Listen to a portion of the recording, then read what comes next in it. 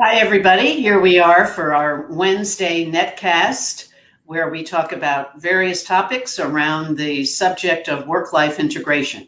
So hang on, we'll be right back.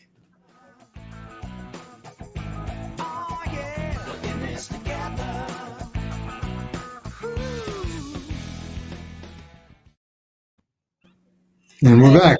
Say, we're in this together. By the way, that is our dear friend, Elliot Lewis. One of our favorite songs of his, We're in This Together, and you'll hear it on a lot of our materials because it's so true. We're in this together.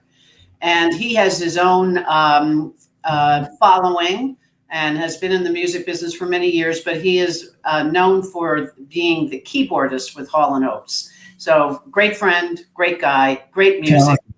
Lots of talent. Yeah, go listen.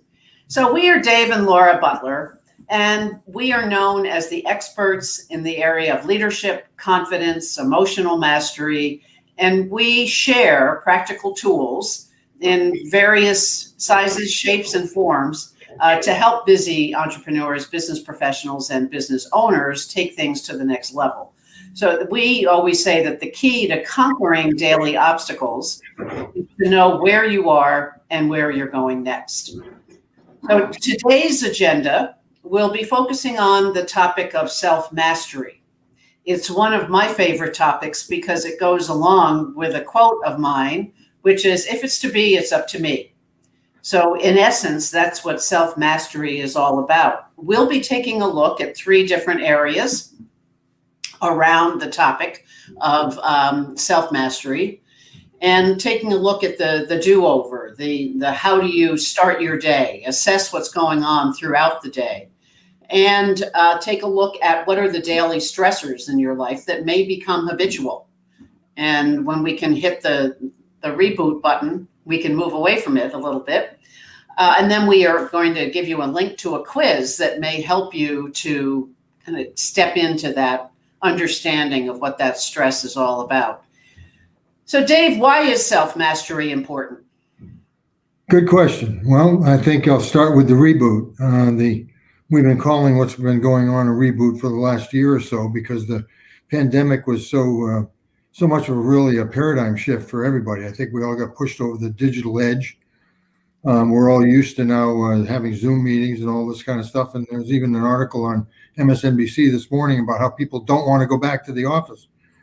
Well, I can understand that. We've worked this way for quite a while, but there is a reboot for all of us, which is to maybe step back and take a look at our purpose and the things that are really energizing to us, the things that we need in order to feel comfortable with what we're doing, and really treat it like a reboot of the computer. It's time to reboot our system and to think a little bit about how can we do things differently, because it's definitely going to be a different world.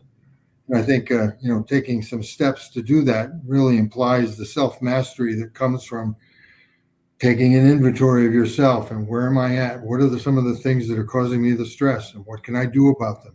What are some of the things that I want to do now that I've got an opportunity to refresh and maybe start again? And what are some of the things that are really important to me? Where have my values shifted? Did the pandemic change my values? Well, maybe they did. Maybe the values you had weren't really working for you in the first place. If they were, good. Let's make a point out of them and let's just start building from there. Yeah, so I'd like to hear from those of you who are listening, either live or on the recording. Make in the comment, share what is self-mastery to you? Has something changed that has become an aspect of self-mastery that maybe wasn't there before? And to your point, what we always say, that everything, regardless of what you're looking at, it has to start with some sort of assessment. We have a sort of a 4-step process that we talk about, which includes, number 1, assess. Number 2 is explore. Number 3, commit. What's number 4? Choose. So you can reverse 3 and 4. Yeah, either way, you're going to have to choose something to commit to, or you're going to have to commit to making a choice. But it starts with an assessment. Right. And assessment is a personal assessment. Assessment could be, a team assessment. It could be a leadership assessment, but we have to understand, especially in this world of remote work, where the stress, and I think it's very subtle. That's what I've heard is it can be a shift from second to second is how we feel. What do we need to do to get back on track? What are some of the things that we can acknowledge that we need? We need to take breaks. We need to work out. And the good news is it's probably more accessible.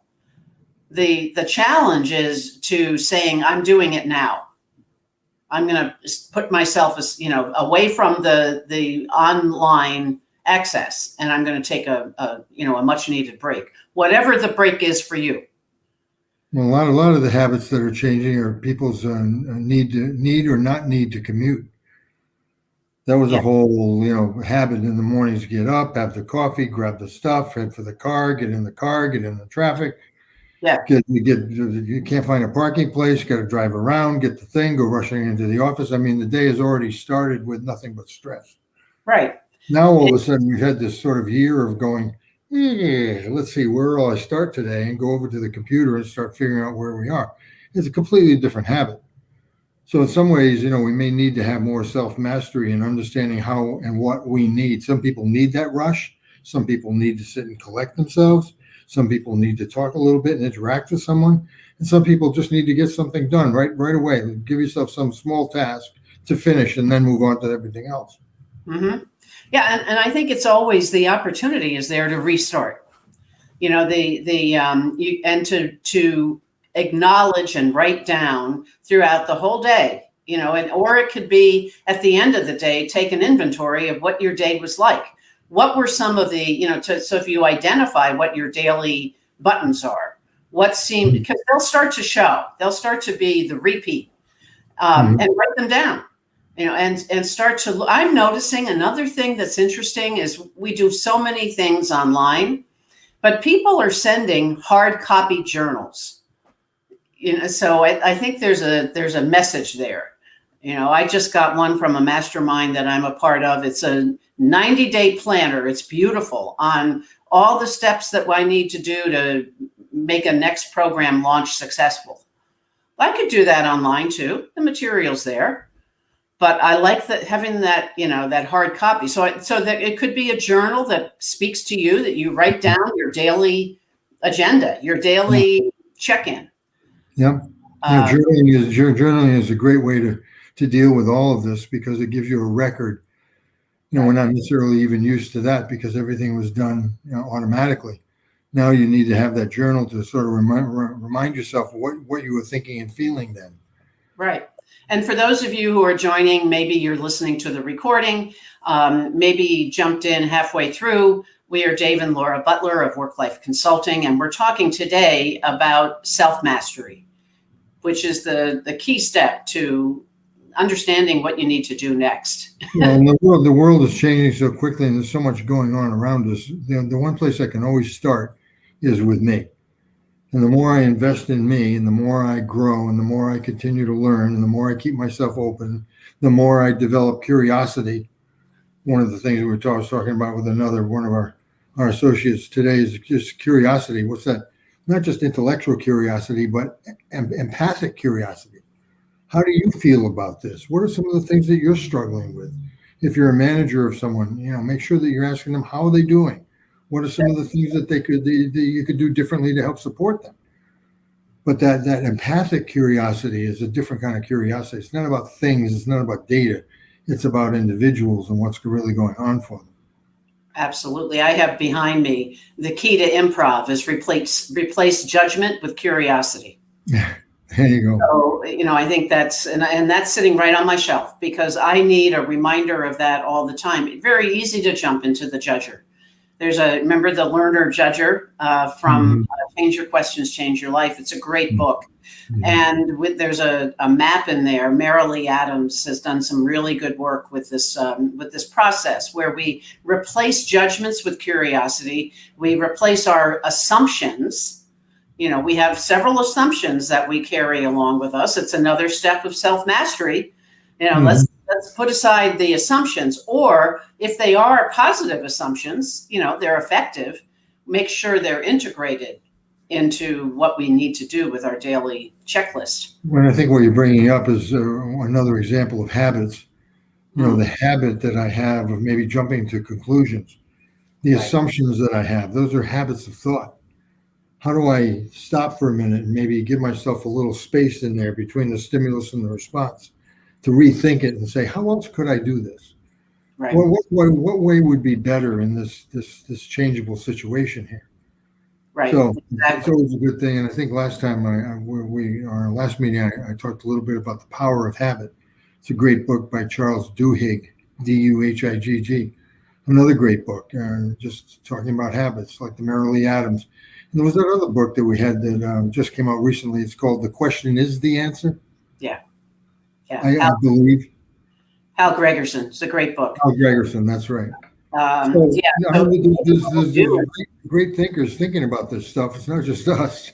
Well, it's giving me a thought. I've got that thought, bug in my head of maybe we do a review of a book once a month on our live streams. So note to ourselves, let's get that down there. But I wanted to do a really quick overview of how this impacts based on the assessment tool we use, the Berkman method, around, what could some people be experiencing with the daily stressors, or what could they be experiencing with this remote world of work, and how does that affect self-mastery? So REDS, what we need to help REDS do is ensure that they have some ownership of the results, that they can see that check done. Next, Right. Good, we're on track. Right. And then the greens, Dave. Well, the Greens need to have somebody to talk to, and not only to talk to, but somebody to listen to them. Yeah. There's nothing worse for a Green than to feel like there's nobody to listen to but themselves, even though they will talk to themselves. It's better to have somebody nod once in a while. Yeah, exactly. And then tell us about the blues. myself is I need time to think through the process, regardless of where I am. I need to, the step away daily reflection is extremely helpful for me. And the yellows need to know in advance what the process is. How do we go from A to Z, or A to B for that matter? And what are we measuring? Yeah. And what are we measuring? So to wrap things up, to help you with this whole virtual world stress and self-mastery, we have here a link to a quiz that will give you some insights into the level of stress. It's always good to know. We may think we're this, but we may be something different. So the link is here. It will also be available on our Work Life Consulting page as a post, or on our website, which is scrolling on the bottom. And that way you can access the link, complete the quiz, and then receive some additional information about where we're heading with this virtual, how to thrive in the virtual world of work. Get our nifty 9 secrets to thriving in the virtual world book. Yes, exactly. There's an action guide book on various steps. So if you've ever felt like overwhelm, and if this past year has presented overwhelm for you, leave a 1 in the chat and let us know. That way we know that people are sort of aligning with us. And, this way we get to know what the conversation is. But we'd love to hear from you. Any comments you have around other topics that you'd like to hear us talk about. It may be around this whole remote work or self-mastery, and how do we align it all with everything that we're doing. And if you have any questions, let us know. How do we stay in touch with ourselves? Yeah. As we forget, we think we need to stay in touch with others, but it all starts with us. And to be, I'll close it out by, if it's to be, it's up to me for sure. Yeah, so thank you for listening and being a part of our weekly kind of netcast check-in. And we look forward to seeing you online. Thanks again for listening.